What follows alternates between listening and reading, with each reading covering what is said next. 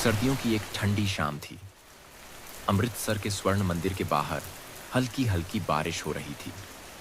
श्रद्धालु गुरबाणी का पाठ सुनते हुए शांत वातावरण में लीन थे। उन्हीं में से एक थी अनन्या, एक भारतीय लड़की जिसकी आंखों में एक अलग सी चमक थी।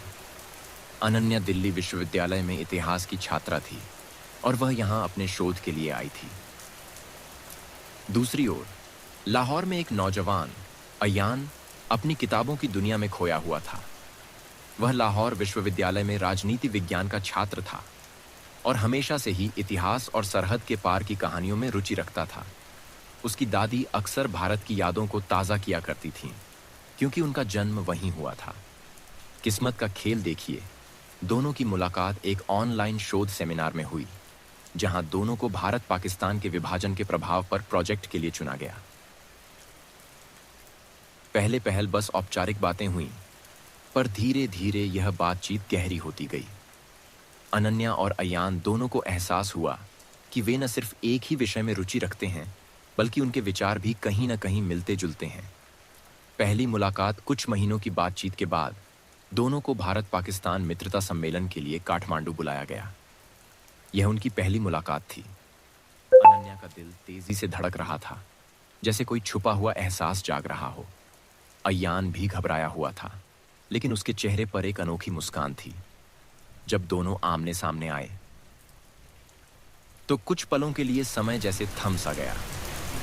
तुम सच में वैसे ही दिखते हो जैसा मैंने सोचा था, अनन्या ने हल्की मुस्कान के साथ कहा। अयान ने हंसते हुए जवाब दिया, और तुम उससे भी ज्यादा खूबसूरत हो जितना मैंने सोचा था। बढ़ती नजदीकियां सम्मेलन के दौरान दोनों ने काफी समय साथ बिताया। वे मंदिरों, गलियों और किताबों की दुकानों में घूमे। दोनों को एक दूसरे की संगति में सुकून मिलने लगा। अनन्या का बेबाक अंदाज और अयान की गहरी सोच उन्हें एक दूसरे के और करीब ले आई।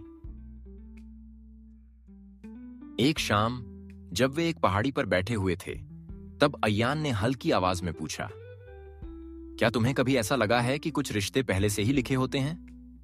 अनन्या ने मुस्कुराते हुए कहा, हाँ, और मुझे लगता है कि हमारी कहानी भी वैसी ही है। सम्मेलन के बाद दोनों अपने अपने देश लौट गए, लेकिन उनका दिल वहीं ठहर गया था। मोबाइल पर घंटों बातें होती, वीडियो कॉल्स पर मुस्कानें बिखरती और दिलों में धड़कनें तेज हो जाती। पर हर बार जब फोन कटता, हकीकत फिर सामने आ जाती। एक दिन अयान ने कहा, अनन्या, अगर कभी हमें मिलने का मौका मिले तो क्या तुम मुझसे मिलने आओगी? अनन्या चुप रही। वह जानती थी कि दोनों देशों की कड़वी सच्चाई उनके रास्ते को आसान नहीं रहने देगी। उधर अयान के घर में भी खामोशी की लहर थी। जब उसकी मां को उसके और अनन्या के रिश्ते की भनक लगी, तो उन्होंने सख्त लहजे में कहा, अयान, हम अपने खून और अपने वतन से गद्दारी नहीं कर सकते। यह रिश्ता मुमकिन नहीं। अयान के अंदर एक तूफान सा उठ खड़ा हुआ। क्या सच में सरहदें मोहब्बत से बड़ी होती हैं?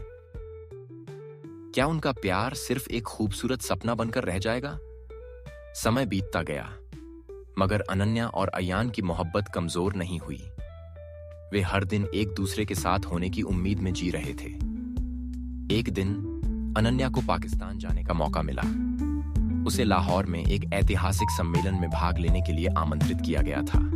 पहले तो उसके माता पिता ने मना कर दिया, लेकिन अनन्या के जिद करने पर वे मान गए। जब अनन्या लाहौर पहुंची तो उसका दिल तेजी से धड़क रहा था। उसने अयान को मैसेज किया, मैं यहां हूं। अयान दौड़ता हुआ अनन्या से मिलने आया। जब वे आमने सामने आए तो दोनों की आंखों में आंसू थे।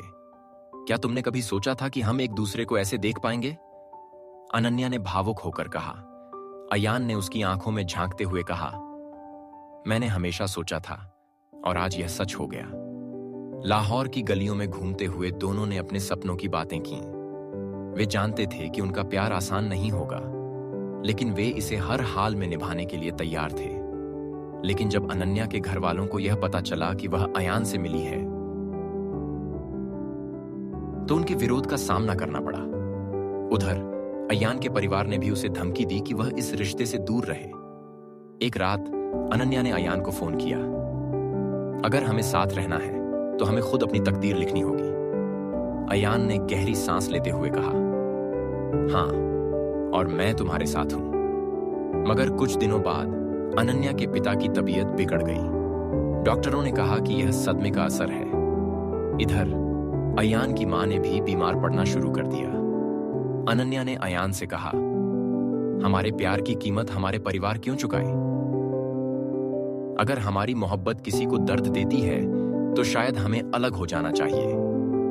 अयान की आंखों में आंसू थे। वह जानता था कि यह फैसला आसान नहीं था, लेकिन यह उनके परिवारों की खुशियों के लिए जरूरी था। आखिरकार अनन्या भारत लौट आई और अयान लाहौर में रह गया। वे दोनों जानते थे कि उनका प्यार कभी खत्म नहीं होगा, लेकिन उन्होंने इसे अधूरा छोड़ने का फैसला किया, अपने परिवारों की खुशी के लिए। इश्क की सरहदों में बंट गई मोहब्बत पर दिलों में हमेशा जिंदा रहेगी।